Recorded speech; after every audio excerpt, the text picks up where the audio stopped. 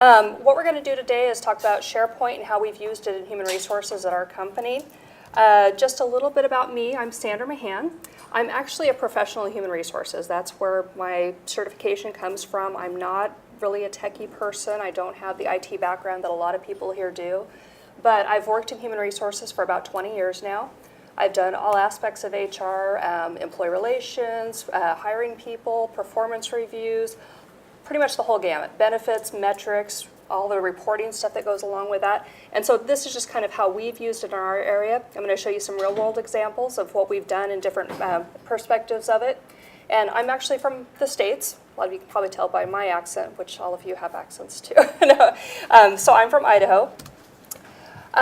These are some of the examples I'm going to go over. We have a business continuity plan that we've developed, our job description template, some performance reviews. The credit card is a little outside of our area, but it's something that we've done, and there were some good tricks that we used in that. And then also about our wellness programs. In the States, you've probably heard about all this wellness initiative that we've been having going on. And so we've had to develop some different wellness programs. So first off, our business continuity plan that we developed, what we came up with, the user came to us and requested, this Word document. They said, we want to have a Word document. It's going to be about 20 pages long, and we want to send it out to about 100 different divisions within our company. And what we're going to do is we're going to send them out this Word document and say, fill out this information, and then anytime it changes, we'll call you and tell you what you need to change. Go in and change this word, move this section here, move that section there, and then we're going to do reporting on it. So it'll all work great, right? We'll send this out to 100 people and tell them, make the updates, and they'll for sure make the updates on time, and it'll be the exact same document everywhere. You can all see the flawed logic of that. Nobody knows how to move sections and renumber stuff. The information's not going to get updated. We'll have probably 100 different copies of the document out there. So rather than doing it that way, what we did is we said, let's use InfoPath. InfoPath is a great way for us to have a lot of text-heavy document, but be able to take the content and put it out on our website so that we can do different reporting on it. We've got multiple users that are using the information, so we need to make sure that they can access it, but we don't want all of our employees to access the information because we have confidential data out there, such as home phone numbers, cell phone numbers, addresses, so we want to keep it confidential and locked down as well. So this is just an example of what we did. This is just a couple different sections of our business continuity plan. And does everybody know what a business continuity plan is? Just kind of preparing for the worst. How are we going to make sure and manage that? And again, it was based on different divisions throughout our company. So HR has one business continuity plan. IT has a different one. Our claims department has a different one. So on this one, what we did was we said, here's our customers. These are the people that we're working with and what services they provide. So just general information. They can click on this and either paste the information or type directly into the field if they want to. And you'll notice that at the bottom of each section, we put a little check mark so that as soon as that division finished that section, they could go in and indicate that, yes, I finished it. The reason for that is the reporting piece of it, because we're not going to transfer all of the data, like all of this text-heavy information, over to a SharePoint list. We want to only transfer the information that, yes, they've completed it.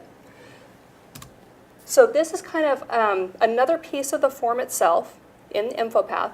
This is just a way for them to determine how far they've completed the business continuity plan. So you can see that they have to complete all of these sections of the business continuity plan to be considered at level 1 for the fundamental piece. For level 2, they have to finish these parts. And there'll be a little check mark. These are the check marks corresponding with each of those sections. And then there's also dates that are listed there, so they can show what date they completed a certain activity. They don't want to have, just a check mark that says I completed it, because they have to do it at least once a year or once a quarter. So employees had to fill out that piece of it. The way that we did the reporting then is when we transfer that data over to the the SharePoint list, we needed to compile the information. So we built a nested if statement. So if the customer section was completed and the communication section was completed and the plan details all the way down, then we could indicate that, yes, it was completed. And so this is just a calculated field in the list. So we built the form in InfoPath, then added on some additional fields to the list so that we could show that it was completed or not. Once it's in the SharePoint list, we created different views of the information. And these are links to the plan. It doesn't really look like this in our environment. I just kind of changed some of the stuff so it wouldn't be evident what we had on there. And you can see the different divisions, and then the planners, the people that were actually filling out the business continuity plan. And then you can see which sections were completed. So if they completed level 1, it would mark complete. If they hadn't completed it, it would mark it as, dot, dot, dot. So we could easily identify which areas were completed. Then, of course, you can filter the list. You can create different views of the list to say, these are all the pieces of section 1 that were completed. Then now that we've put all of that out there, then we can do some reporting on it. So what we did was we just took the information, did an export to Excel so that we could have the information out there. Then we did a pivot table on the document that was exported. With that information in a pivot table, then we could apply some conditional formatting. So at a glance, the business continuity owners of the whole system could see which areas were not completed yet. They'd be marked in green if they hadn't completed it, or marked in red if they had, red if they hadn't completed it, green if they had completed it. So the way we did this is we said that if the field is less than this field, then mark it red. If it's false, meaning they haven't completed it, then mark it red, otherwise mark it green. And then again, I told you about the dates that we were using. Again, some of them required that you completed it once every quarter. Some of them required that you completed it once a year. So my information's kind of small here, but you can see there's a hidden field up here. We've just kind of blanked it out. But it says if it's today or within the last 92 days, then go ahead and say that they've completed it. If it's today and they completed in the last 365 days, then mark it as completed. So that was how we were able to change those colors. So again, we created that additional calculated field so that we could tell whether they completed or not with a nested if statement. We did a SharePoint view that they can filter the information on the list, and then we did the conditional formatting in Excel so that they could get an easy review of the document to see if they had completed all those pieces or not. Again, if we would have left it in the Word document, we couldn't have done any reporting. They were planning on going out and manually looking at every one of the Word documents to see if it had been completed, and then manually tallying. So this was a better solution for us to be able to do that. Any questions on that piece of it? Yeah. That means you'd have to continually export data out of SharePoint. What we did is once we exported the data, then we saved it back to the site, the SharePoint site, and then all they had to do was open that Excel document and refresh the data. And so then they could always just keep it refreshed each month when they'd send out the reports. The other one that we did was our job description template. What we had previously, we needed a template with instructions to our management. Originally, it was just a Word document that looked like this. Here's the job title, here's what the pay grade's going to be, here's general information about what the job's going to do, the essential functions of the job, and what the requirements were of the employees. We had a lot of problems where the managers would go in and create a job description, but they wouldn't fill out all the pieces quite appropriately for what we needed for human resources. So we wanted to kind of lock them into a certain standard to say, this is how many years of experience you need, and this is what you need in this type of experience. So we forced them into a template piece of that. So again, this was the original Word document, and so this is what we did in InfoPath. We went in and we said, here's just little fields that they can fill out, just a form template, boilerplate document. You can see at the top there's a description of what we're going to do, or what they're supposed to put in there. Again, you can see the descriptions here, and then this is all the text field that they're filling out. Then at the bottom section here is where we've really structured it for them. We have drop-downs that say, this is the type of experience you need. You need a high school diploma, or you need a bachelor's degree, or a PhD. Then on the degree focus was, what type of degree do you need? The number of preferred years of experience, 0 to 12 months, 1 to 5 years, 6 to 12 years, and then the expertise level. And you can see these are all just drop-down fields. And so what it would do is when they chose each of these pieces, you can see where I've highlighted in yellow that that's what would fill out the actual description of what they needed. So as a secretary would have a high school diploma in general education or related field and 6 years of experience, of introductory experience, and so it would actually fill that out for them. And that's what would carry over to the new job description form that we created. One of the things you'll notice is here at the top, we indicate job family description.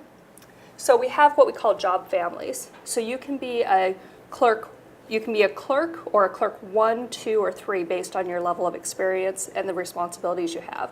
So combining this all into one form, we could put all of those levels into one form rather than having 4 separate performance reviews, job descriptions. We wanted to have it all in one rather than having so many different job descriptions out there for people to review. So again, this is what it looks like in the new print view that we created. So with the InfoPath form, you can actually create different views of the form. So you have your general form template that you fill out, then you can go to the different views within that form and just click on a different view and it'll take you to that. So we created a print view that would have that information populated. So again, this is the form itself. In the same form, there's just a different view that they can look at and see the information there. And so again, secretary would have this information. This is what's carrying over from that form that the manager filled out. Now, if the manager didn't like the wording there, we did give them the flexibility to go in and customize that if they wanted to. So this is what came across. Now, if they want to customize the example, they could click the checkbox and say, I want to customize it. I don't want it to have that wording. The wording doesn't quite make sense. It really needs to say something a little different. So they could actually type in here whatever they wanted to put in. So this one just says, secretary must have 2 years degree. So now you can see that normally to be proficient, they just have to have the 2-year degree. The way that we accomplished that was that we went in, let's see here. With that customize the example, they can either check the box. I think I've got that actually on a different slide here. Yeah. They can just go in and say, if that's checked, then hide one of the sections. So there's actually 2 sections on this form. And when they go in and they check that box, it'll say, if this box is checked, then hide the one that's the automated one. But if it's unchecked, then then hide this one. Now you probably noticed on the screen there we had the little information icons listed there. The way that we did that is we just used a clip art item from Microsoft, put that on there, and then you're allowed to change the alternate text. And that allows the people to hover over that icon and bring up the information. Of course, you're limited to 255 characters, which is fine. It wasn't meant to replace all of the notes. It was just a way for us to be able to give them some more information about what they wanted to do on the form. Because we just didn't want to make it too text heavy, but we wanted to have that information there available for them. So again, we talked about the drop-down list that we had listed there. They could choose which different items they needed. We had the print view, and then there's the alternate text for that information icon that's listed there. Any questions on the job description template?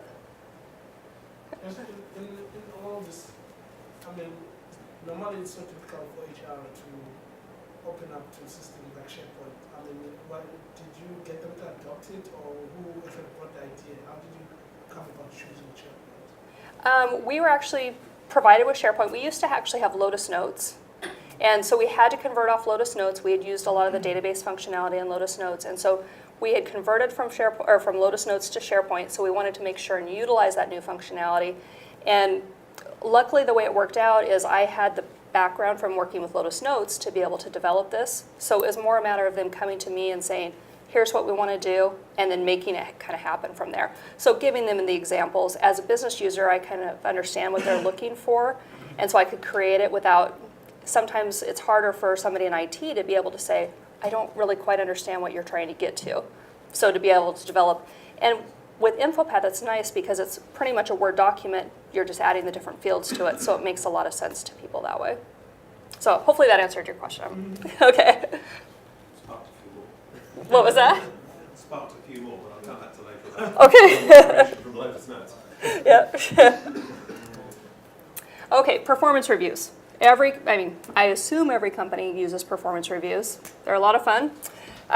We actually have quite a few different ways that we do our performance reviews. We have a manager review that is done in February of each year. Then our employees we do in June of each year. And with those processes, we have different levels that we do. We've just actually converted over our manager form to a different template this last year.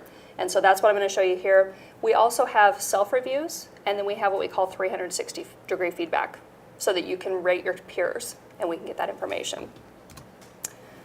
So on the user request was they wanted to list multiple performance objectives. So as a manager, these are the things that you have to accomplish during the year. And have you accomplished them? Did we get them completed or not? We need to make sure that the supervisor can complete certain sections and the employee can complete certain sections. You don't want them to be able to override what the manager said. We don't want the employee to go in there and say, no, I'm great, you're wrong. So we have to override those sections to say they can't fill that in. And then, we need to have the employee be able to sign the form. Yes, I completed the information. I've been given my review. Is all the information correct there? And then we also need to protect the form so that others in the company can't see it. We don't want a performance review exposed to all the employees within the company, so we need to lock that down. So the way we accomplish those, this was our manager performance review. There's a spot at the top where you can select the employee name. You go in and you choose from the address book, just the user profile.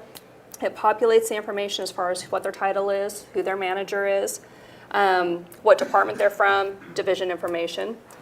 Then we come to the performance objective section. In this, we created a repeating list item, or repeating table, excuse me, so that they could indicate, here's the objectives I'm going to complete this year, what type of objective they are, how they're going to measure it, was it accomplished, and then just general supervisor and employee information. And again, this is where we've locked it down to say that only the supervisor can fill out this section, only the employee can fill out this piece of it.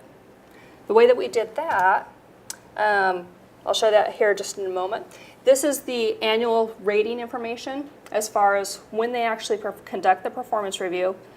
The review we do on a quarterly basis, so the manager and the employee have a conversation every quarter on this form. At the end of the year, we actually have an annual review section where they go in and they say, based on this last year, here's what the rating for the employee overall was. So we have the main piece that the manager fills out. Then we allow them to do a second level evaluator section. So if it's a supervisor that's completing the review, then we can send it on to the manager and ask the manager to fill out another piece of it to say, here's what I've observed about this employee. And then lastly, we allow the employee to sign the form and provide their comments. So what we did, the way that we restricted it to say that the employee can only fill out one section or the supervisor can only fill out one section, was we created rules in the form. We said that once the form's opened on the form load, so you choose the form load in the info path to say, once it's opened, then set the value of the person that's opened it to the domain name and the username. That's how we can identify who the person is that's opening the form. And then we go in and we say, now that we know who it's opened by, if it's opened by is not equal to the manager, then we want to hide that section. Or if it hasn't been signed by the manager yet, then don't allow them to see it. So we've disabled the control so they can't see those areas. Now, as far as the signature rule, what we've said is that we want to, as soon as you click on the signature, so you can see here we've got these highlighted right now. They're grayed out because it's not the manager that's completing the form and it hasn't been sent to the employee yet. What we want to do is we want to be able to say, once it's ready to sign, turn those buttons to active, and then we say set the employee signature date equal to today. So as soon as they click on that button, it'll mark it that they signed it today.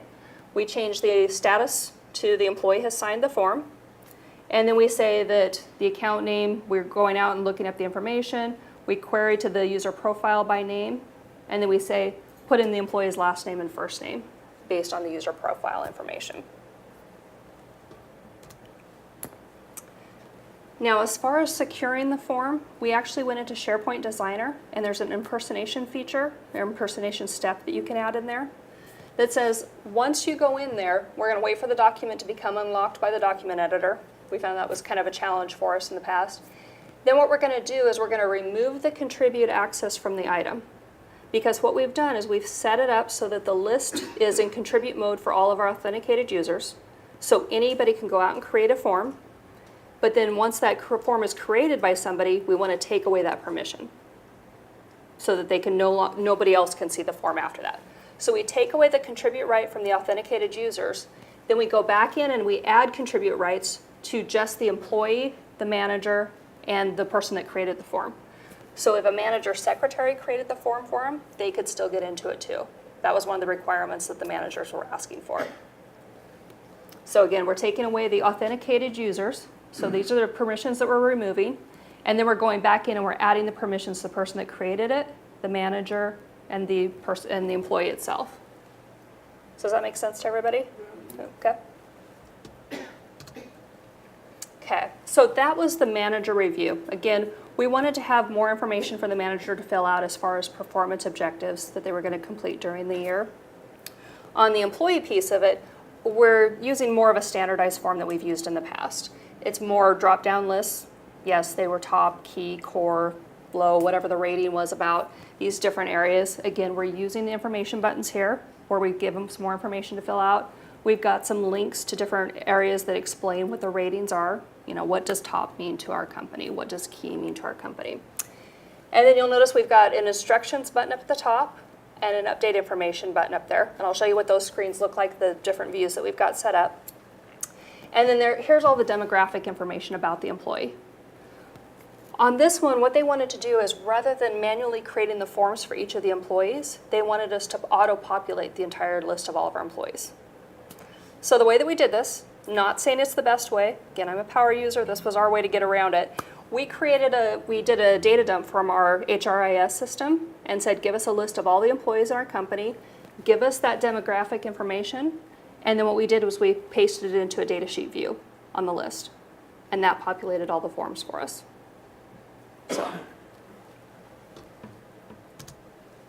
So again, we've got these pieces for the manager to sign the form. They can send it to a second level manager. They can choose additional evaluators if they want to choose somebody else to send it to. And they can send it to the employee, and here's a spot for the employee to sign it. Again, this button isn't activated until they actually send it to the employee to sign. What? Can I ask something? Yeah. Is there any reason why you decided not to use workflow for that? For the auto-populating or for this part of it? For the signing off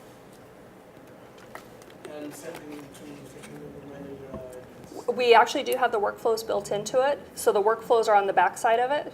So as soon as they click this send to second level manager, it goes in and it sets the status to send to second level manager, and it kicks off a workflow that says, here's a link to the form, go out and sign it, and gives them the access to be able to sign it.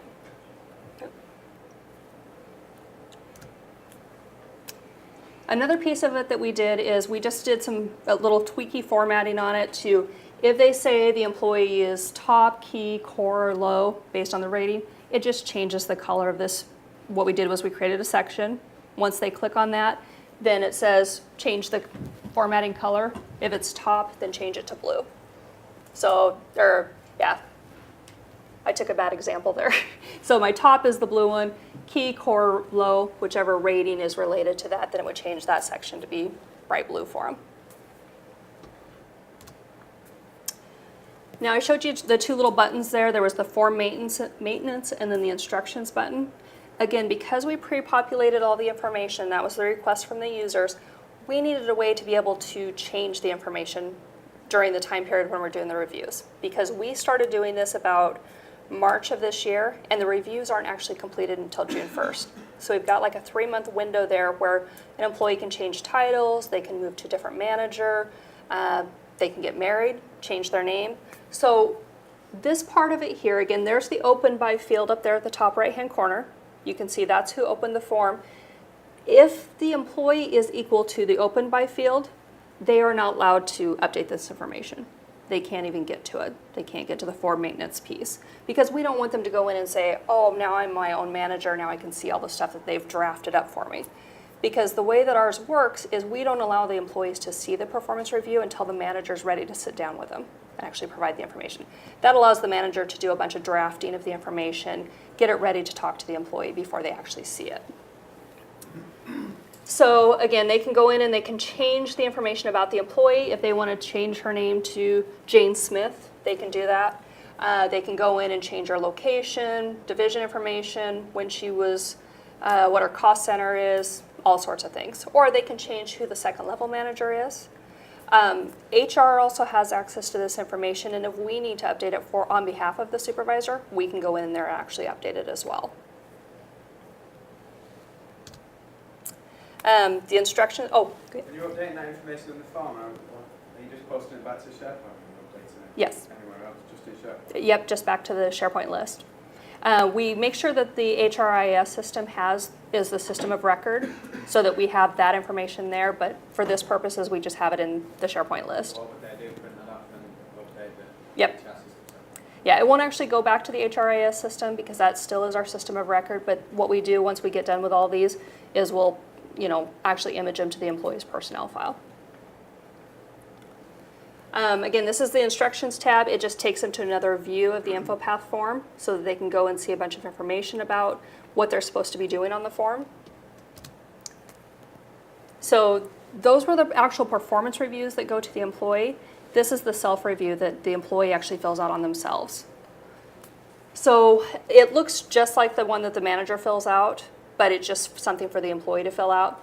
We allow them to submit it in draft mode. They can either submit it in draft mode or they can actually choose to send it to their manager. When it's in draft mode, nothing's happened except it strips off the NT authority or the authenticated users again. So as the employee is filling it out, they're the only ones that are given permission to actually edit the form. Once they've clicked a button at the bottom that says, send it to my supervisor, and here's my supervisor's name, then it will actually assign access to that manager. Until then, nobody else can see it but them. We also enforced unique values. The way we built these forms here, some of them we built directly into InfoPath and then published them to SharePoint. This one and the one that I just showed you for the employee, we actually built in SharePoint with Customize the Form. So this we were able to enforce unique values, so it said that only one employee can only have one self-review. And so then we also showed this view to the employee when they go into the user filter that says only this employee can see their review.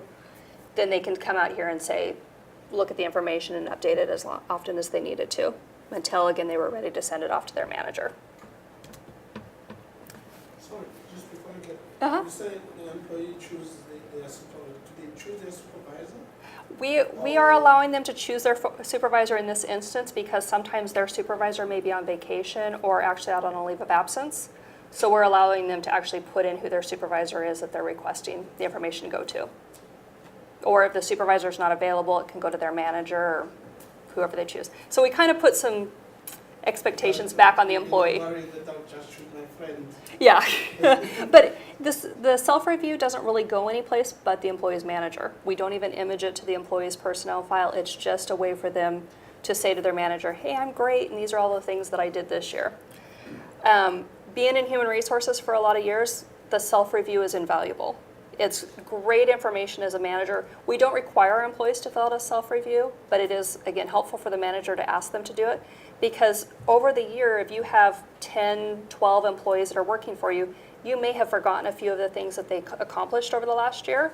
So it's great to get that information from them to remind you, yes, I did this piece of it, and I took this training, so make sure and incorporate that into my performance review.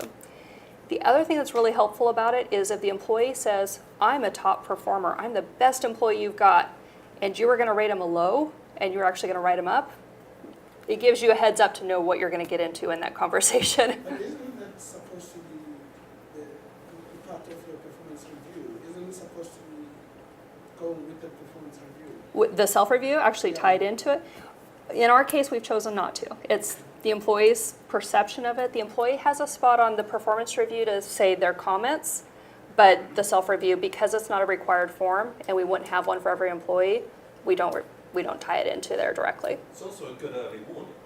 It is, exactly. If they think they're great and actually the feedback is that there isn't, you can do something before it becomes a serious performance management issue. Right. May also be that you need to watch if they are really good and they really, really are good, is maybe they're building up their CV to go, maybe you don't want them to go. It could be, yeah. Well, the other part. That's a good idea. Yeah, the other part of what we do too is we actually have what we call a calibration process that we go through. And so all of the managers get together and they talk about their employees. And they determine what ratings they're going to give to their employees. And each of them talk for about 5 minutes and say, I'm going to rate my employee this, and these are the reasons that I'm going to rate him that. And they go into a room and they talk about it. It's not shared with the employees, but it's a way for us to, what we, again, call calibration. We go through, and it kind of gets rid of the easy grader, hard grader situation. So if you've got a manager out there that's an easy grader and they're going to give all their employees top performance reviews and they're going to give them, the highest percentage of increase they can, because our reviews are tied to your salary increase, it gives them a way to balance that and level set it back down to where another supervisor, just because they're a hard grader, isn't going to give them just a low rating. Plus, it also helps us maintain our budget, because we're trying to budget all of our employees at a certain pay increase level, and if one manager is going to give all these high review increases and another manager is going to give them low, we just need to make sure we balance that out. So we have an extensive performance review process. Again, we're using the impersonation step to strip away the security from the authenticated users. We also have a step in this one where we say if the person's department is HR, take away access from the other HR people, because we have a SharePoint group set up that HR people can go out and help their managers, help the employees, go look at the information to see, is there some counseling stuff we need to work at? But we don't want HR people to see other HR employees' performance reviews. So we've had to put that restriction out there as well. We check to make sure that the employee is a valid SharePoint user. The reason that we have to do that is because, again, we're looking at a 3-month window. Maybe they've left the company. We don't want to, have the workflow error out, so we need to make sure they're a valid SharePoint user. And then we say, if it's signed or if its status is equal sent to the supervisor and the current supervisor is a valid SharePoint user, then go ahead and give them read access. We only gave them read access here. We didn't give them contribute access because this is the employee's self-review, that there's no reason for the manager to go in there and edit it. The last piece of it that I was telling you about is the 360 feedback, and we call it our performance feedback survey. What we've had in the past over the last couple of years is we've used, do you guys know SurveyMonkey? Yeah, a lot of people use SurveyMonkey. SurveyMonkey is a great tool. The problem with it is that we can't combine all the information for each of the managers. I mean, we've got over 700 managers doing performance reviews for employees, so we don't have one standardized form for every single manager. Everybody was just kind of doing it on their own. Not everybody had access to SurveyMonkey as far as managers creating their own forms. So the way that we did this is we built it into SharePoint, because that way we can control a lot of it. We could summarize the information and provide it back to the manager. So it's just a 4-question thing about your coworker. You can indicate, this is the person I'm providing feedback about. This is who I am. You don't have to say who gave the feedback about the employee if you don't want to. And then you can say, I'm this person's customer. Like I work in another department and I work as their customer. I'm the person's lead, or I'm one of their coworkers. I'm a peer to them. Once that information is fed back into the system, we took it and we made a dashboard view of it, so to speak. So we said, these are the accomplishments and results that the person listed. These are the questions that were asked. I don't have any data listed here because I'm not a person's manager, and I've got it filtered to say, only show me the person's manager's employees. So when the manager comes in here, they have access to this view. They can click on the filter icon list and see a list of their employees, and they can just click a button and it'll populate the information. If there's like 10 performance feedbacks for that employee, all of them will be listed here. They can print this out and give it to the employee at the time of the review, or they can copy and paste it into the review. So again, when you look back at this form, we're talking about, here's their key strengths, here's what they've accomplished throughout the year, and that's what translates here. Here's what they've accomplished throughout the year, here's who the feedback was about, who it was from, the roles, key accomplishments, how it was accomplished, and then here's the key strengths, again, who the information is about. And these are just content editor web parts. We just put in a title. This is all one content editor web part here, and then we've just used the list and created different views of the list by incorporating different columns from that. So these are the exact same lists, just different views of that list. And then these are 2 content editor web parts, and then the top is just a SharePoint list filter. So again, here we're going through the security workflow. We're saying, remove contribute access from the authenticated users again. Then this one we actually did the find who the person's manager is. Kind of to your point, we said, if the person filled it out, automatically assume who the manager is. Put that in there. Then set the feedback provided to, set it to that manager's name. Here's the department that employee works for. So again, we can look for people in human resources, so we don't want to show that information. and then give read access to that employee's manager. So again, we went into the user profiles, we said what department do they work for, and put that in there. So then what we do is we also then create an overall dashboard for the managers to see a list of all of their employees together. So here we can see this is the employee's performance review, where they're at in the process. This is just a new form the managers created. Here's their position title, here's the supervisor name, second level manager. So here's just general information about the employee. It's a link to this list on the performance review. Again, content editor web part, list, then here's another content editor web part with the self-review information, and then a list to the self-review itself. So typically there'd be about 10 people listed here. They can go into each one of those, they can edit them. These ones they can edit it, these ones they can't because again, this is the employee's self-review, so they don't have edit access. All they have is read access. So that's just a link back to the form. And then we've got a link to the performance feedback summary of responses, which again takes them back to this view. Just links it to them so they can pull up those employees. One of the things on this view here, if you don't have anything in the list, it'll come up and it'll say add new items, click here to add new items. Well, of course we don't want them to add new items in this view. So what we had to do is we actually had to take that away. So we built a hidden web part, or a hidden content editor web part, and if you put in this HTML script, it'll wipe that piece out, and you won't see the click here to add new item on that list. The other thing we did was we used the current user filter to say only show us where the user filter is equal to the supervisor's name. So only the supervisor can see stuff about that employee. So it kind of throws an extra level of security on it. Even though we've done the impersonation step in the workflow, we've also put another layer on top of that that said only show the stuff that's relevant to that supervisor. We're HR, we're a little overcautious sometimes. When you're testing it, What was that? when you're testing it and you want to test how it looks, what do you do? Just log in as a user. Yeah. Yeah. Or I say, hey, can you check this out for me and I can see your screen share? Again, so we created some repeating tables in some of the performance reviews. We validated the user by checking to see who the form was opened by.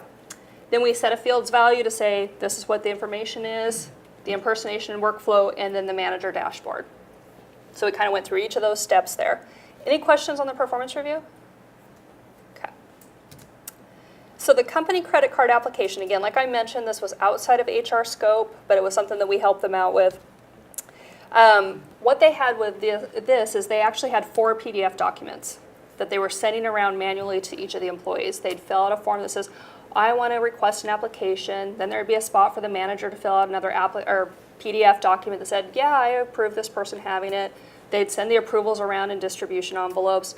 We required the employees to take a quiz that said, here's what I know about getting a company credit card. I want to make sure that, I can only reimburse for this amount of expense. So it was just a nightmare of a process. So what we did was we actually created an InfoPath form again. We went and we said, what level of credit card access are you applying for? Based on your level, then you get this percentage of, or this amount of money that you can have as your credit card limit. There's a link to the policy. There's a spot where they go in and take the quiz, and then they can fill out the application. So the quiz was the one that was a little bit challenging for us because we actually had it as part of our LMS system. So the employees would go in there and they would learn about all this information, and then they would have to take it. Then they'd have to print out a copy of that completion of that course and email it into the credit card department. So a really weird way to do it. So what we did on the quiz was we created a quiz. So this kind of has that SurveyMonkey look a little bit. They go in and we created a just questionnaire. These are the 4 items you can choose from. If you got it right, it would mark it that's right. If it was no, then you did not select the correct response. So they just went through and they would complete all of this. So the way that we did this was we went in, we created the item. This is question 3 that we're looking at, and we created 2 different sections for the response. So we have 20 questions. Each question has different answers. There's either the yes answer or the no answer. So if you chose answer yes, then this section would display. If you chose answer no, this section would display. Now the way for us to make sure that they completed it before they went on to actually fill out the application is we actually selected a different value for when they selected an item. So we went in and said, if they marked it right, all the yes answers are equal to 10. All the no answers are less than 10. So 1, 2, 3, 4, anything. But then once it got done, all of them would be added up. If it equaled 200, that meant they passed the quiz. So it was kind of a quirky little way to do it, but it worked. So that was good. And you can see on this form here that the quiz completed button is grayed out. So unless they answered everything right and got the score of 200, that quiz completed button was disabled. How did you stop them changing the answers? Oh, they can. We allowed them to. All right. Yeah, it was more, we didn't care if they, got the wrong answer the first time. We didn't really want to score them that way. It was just, if you got it wrong, choose a different answer. Get the right answer eventually. We don't want to make you go back through the whole process again. So then once they completed the quiz, then it would take them back to this page where number 4 is listed here. Now they can fill out the application and actually submit it. It'll go through the workflow process and, set the security and everything too. Sorry there. Uh-huh. Does your quiz feedback to the form? Like, can I just jump in and go and complete the application form without going to the quiz? No. Nope, you can't complete the application or you can't submit it until you've completed the quiz correctly. Okay, because both of the buttons are there, so what happens if I just go and click in? If you fill out the application, you could do that, but it will still take you to the quiz before you can actually submit it. So, yeah, we blocked them several different ways. So again, we're showing and hiding different sections so that they can fill out different parts of it, and then we calculate the quiz score at the end to just make sure that they've completed it correctly. So the last piece that I have is our wellness program. And again, we're getting more and more ramped up to this. I think I forgot to mention that I actually work for a health insurance company. So we're really big into wellness. We want to make sure all of our employees are healthy. We have a huge participation rate in our wellness programs where I think we're about 65 to 70% of our employees participate. And we actually tie our wellness program to our insurance premiums. So if you complete a number of activities, then we will give you a refund back on your insurance premiums. Some people think because I work for an insurance company, I get free health insurance. Not the case. So we needed to create one wellness program that would list all of the activities that we had available. We have probably about 15 different programs that we offer to employees so that they can choose different aspects of a wellness program and not have to do everything to get the refund. There are some people that don't want to do a smoking cessation program, or they're not smokers, or some people don't want to do a walking program, but they want to do something different. So we have quite a variety of the different wellness programs that we have available to our employees. So we want something that kind of overarches all of that. We need employees a way to be able to validate that they completed the program. We also need a way for us to be able to have an external program that we can upload into our master wellness scorecard. And of course, you can only see your own form, and you can't go into future weeks of the form. So I'll show you each of these here. So this is just a snapshot of a little part of our wellness form. These are some of the programs that we have available to employees. This first one here is they go in and they say, yes, I've completed a 72-hour kit. I'm ready in the event of an emergency. I can get my family rounded up and get that information out there. So with this one, we just have a link out to a website that says, what's in a 72-hour kit? What are you going to use to build that kit? Once they've gone out and looked at it and they've created it, then they can go in here and say, I certified that I've completed it, and they can self-evidently say, yes, I have validated that I've completed that. So it's just a honor system on this one. They have to go in and say, yes, I did complete the 72-hour kit, and once they do that, then they get 50 cents added to their account.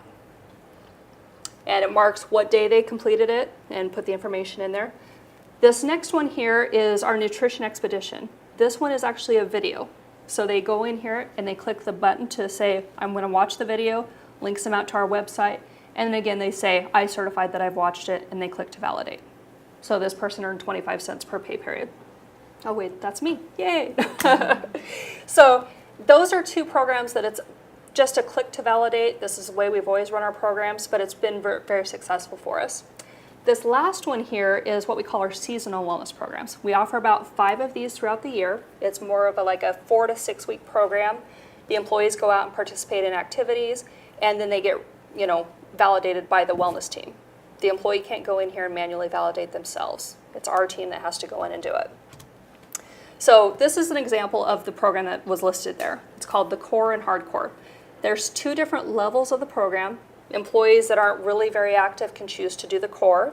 The employees that are a little bit more hardcore can do the higher level of the program. So if they want to do more activities, be challenged a little bit more, they can do those programs. So this one shows how many journal entries they completed, how many credits they've earned at the end of it. This is just a registration page. They can click on the Register Now button, again, Content Editor web part. And once they click on that, it takes them into the form, automatically launches a new form for them. They can put in their employee name. They can choose if they want to do the core program or the hardcore program, and then they click the Register button. That puts them in there. They can register up to 2 weeks before the program actually starts. So we want to just know how many employees are going to participate. It gives us a way to verify or show percent complete. These are all the people that said they were going to do it. And then at the end of the program, we could say, these are all the people that completed it or got different levels of it. On that first page, again, we've done a current user filter. I can only see the information about myself. We've put on restrictions that they can only see their own information. But again, we always like to have that other level of protection that's listed there. And then in the program itself, what we've built is, here's the information they completed when they registered. And then each of the weeks is listed. You can see that we've kind of done it as tabs in InfoPath. The way that we did the tabs is these are actual just buttons. And based on when you click on one of those buttons, it'll change the color of it. And I'll show you how we change the rules on that. But because this person chose the core program, these items are listed here for them on the core. If they had chosen hardcore, different items would appear here. Again, these are just sections that appear and disappear when they've chosen a different program and when the weeks occur. So we know when the start of the program is that it's week 1. We don't allow them to advance to week 2 until week 2 is ready to start. So we have a field in here that says program start date, it's this date, and we go out 7 days from that, or 7 days from that. So here's our first rule. All of these have 3 rules on them for each of the weeks. So on week 6, if the week start date is greater than today, we hide the control. They can't even see the week 6 tab. They can't display that section. If, let's see, this one here, as soon as they click that button, we say that that's tab 6. So once that week's there, it's tab 6. That's how we can identify and turn things on and off. Then if tab is equal to 6, then we change the color to that orange color. So those are each of the rules that we created. So again, if you look at this, you can see once they've clicked on tab 6, it changes the color to orange. If they had clicked on week 5, it would change the tab to equal 5. It would change that color to 5. And again, here's where we've got which program they've chosen, either the core or hardcore. And based on that, each of these different sections will appear. So it's just a section that we've created. We've just populated information, text in there to show the different pieces. And again, we hide and display the sections based on which program they're in. Let's see here. And once they've gone in, once they complete this program, the next step is we need to actually populate that information into their master scorecard. So this core and hardcore program is a separate program from the from the Wellness Scorecard itself. So now we need to take that information from that piece of it and populate the other piece. The way we do that is we go into a workflow. We say that if the employee completed it and their number is also listed as a scorecard that's available out there, go in and populate the information. If the signature is not blank, because we always have the employees sign their scorecard saying, yes, I am going to participate in the program. Then we go in and we say, update the item in this WellPower scorecard. So here's what we're going to go look at. We're going to go look for the employee ID, match it up, and if it's out there, then we're going to go ahead and say the amount to validate them for is this, and this is the date of the validation. So then it goes out and automatically runs the workflow on each of the WellPower scorecards, or the wellness scorecards that we have. Okay, so again, we're using page filters to show the different views of the web part. We're using the tabs. We're showing and hiding sections. And then we're going to auto-populate the scorecard once the program is completed. The way that it works as far as updating the information is we actually just take a view of the list from the core and hardcore program that we created and then copy it into a data view web part, or not, a data sheet view. just copy and paste the employee's ID number and how much they were validated for. And then it does the workflow from there. So just a couple additional quick tips to just kind of show you some other stuff that we've come across. One of the things that has been really helpful for us, I know you all know that you can click on the icon or the item and say, run this workflow. Another way that you can do that is you can actually have it display in the drop-down list. When you're clicking on the drop-down list to edit an item, you can choose to show the, I use the words restrict item level permissions on this workflow. The way that you do that is if you go into SharePoint Designer and you choose custom action on the list settings, you can come in here and say initiate a workflow and it'll show up on that list for you.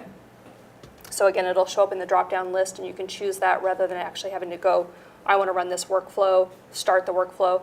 It'll just show up right here for you. You can easily get to it. One of the other things that I found is in InfoPath, you can do the rule inspector. And rule inspector is great to be able to see all the rules that are in the form. One of the things that I found really helpful is if you actually right-click on one of the fields in the InfoPath, you can actually see all the rules tied to that field. So in this case, I chose form status, right-clicked on it, went into rule inspector, and now it will show me all the information tied to that status field. So where it's all tied throughout the form, I'm going to upload this on form rules or form load or on calculated default values. This is where every part of the status is listed. Another piece that's helpful is knowing sometimes the form version. If you want to know the form version, if you're using InfoPath directly and you just want to make sure all the information's the same when you're troubleshooting with a user, you can actually apply the form version to a form. This is just the information to be able to tie that in there. So if anybody wants that. So that was all I had. I hope you guys had an aha moment on some of this information. It may not pertain to all of you, but at least maybe there was some little tidbit there that'll help. Any questions?